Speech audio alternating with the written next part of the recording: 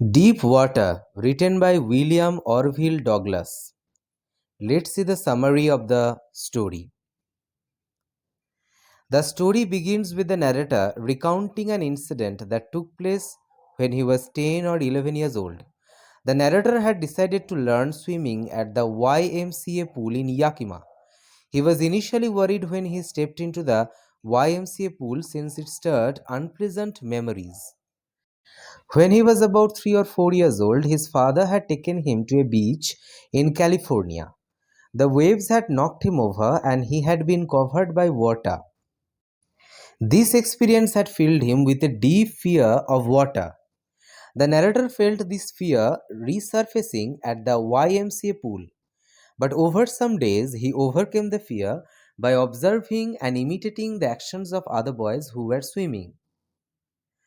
One day, the narrator was sitting alone by the side of the pool, waiting for the others to turn up. He did not have the confidence to enter the pool alone.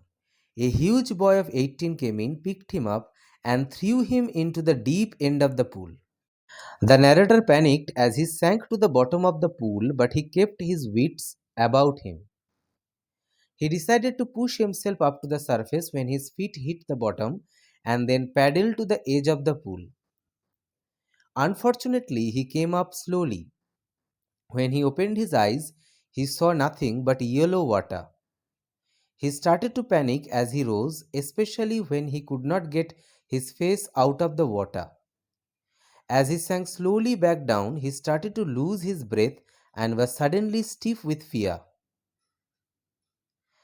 He reached the bottom and jumped again, coming up slowly. He was overcome with terror again and froze.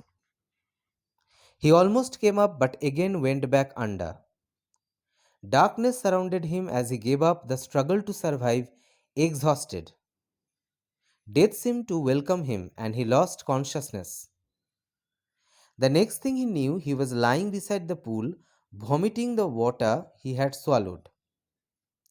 He had been pulled out of the water just in time. This incident left him feeling vulnerable and helpless, and from that day, he was terrified of water. As he grew older, this fear stayed with him and ruined his fishing trips. It prevented him from enjoying simple joys of life like canoeing, boating, and swimming. Finally, he decided to learn swimming from an instructor. He started practicing 5 days a week at a pool. First, he swam repeatedly up and down a pool with a belt that was attached to an overhead rope that the instructor held.